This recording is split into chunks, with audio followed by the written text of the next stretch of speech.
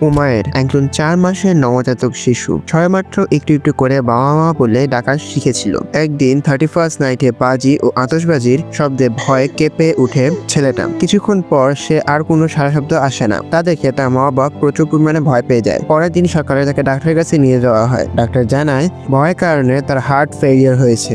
বাবা মার কোল খালি করে ছোট্ট উমায়ের পাড়ি দেয় জান্নাতের পথে।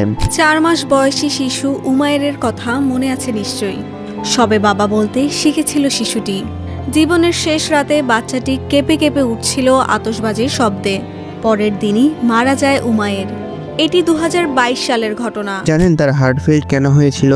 শব্দ দূষণের কারণে। এই বাজি ফাটানোর কারণে শব্দ দূষণ, বায়ু দূষণ হয়ে থাকে। কারণ বাজির মধ্যে এক ধরনের রাসায়নিক দ্রব্য থাকে যা ফাটার সঙ্গে সঙ্গে বাতাসে মিশে যায়। এছাড়াও আশেপাশে থাকা গাছপালার এই বাজির শব্দে মারাত্মক ভয় পায় এবং রাত 12টার সময় এদিক ওদিক দিশেহারা হয়ে ছোটাছুটি করতে থাকে। বছরগুলোতেও চলেছে পটকা, আতশবাজির শব্দ ও বায়ু দূষণ।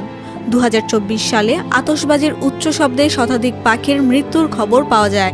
এটি পরিবেশের জন্য অত্যন্ত ক্ষতিকর। এই বাজির শব্দে অনেক সময় অনেক বৃদ্ধ লোকের আবার হার্ট অ্যাটাকও হয়ে যায়। আমরা প্রত্যেক বছর বাজির পেছনে লাখ লাখ টাকা খরচ করি, কিন্তু ওই লাখ লাখ টাকা যদি আমরা বাজি কেনার পেছনে নষ্ট না করে এই শীতের সময় রাস্তায় যত সব গরিব দুঃখী লোকেরা আছে তাদেরকে যদি কম্বল ও খাদ্যের ব্যবস্থা করে দিতে পারি, তাহলে তা অনেক বেশি সম্মানের ও ভালো কাজ হবে। তাই আমাদের উচিত 31st নাইটে এরকম ধরনের বাজি ফাটানো থেকে সর্বোচ্চ বিরত থাকা। তাহলে আমাদের পরিবেশ ও দেশের মানুষ উভয়ই উপকৃত হবে। এবং আমাদের উচিত আমাদের কাছে থাকা টাকা যেটা দিয়ে আমরা বাজি ফানুস কিনে নষ্ট করব সেগুলো গরিবদের মধ্যে বিলিয়ে দেওয়া। তাহলে তারাও অনেক খুশি হবে এবং আমাদের নিজেদের কাছেও একটা ভালো লাগা কাজ করবেন। তো আজকের ভিডিও এই পর্যন্তই। জানি ভিডিওটি অনেক বোরিং হয়েছে, অনেকের আবার এই কথা শুনে খারাপও লেগেছে এবং অনেকে তো মাইন্ডও করেছে। তারা তো এখন যাচ্ছে আমার কমেন্ট সেকশনে গালাগালি করতে, কিন্তু গালাগালি করে লাভ নেই ব্রো, এটি সত্যি। তো দেখা হচ্ছে অন্য কোনো ভিডিওতে। ততক্ষণের জন্য আসসালামু আলাইকুম।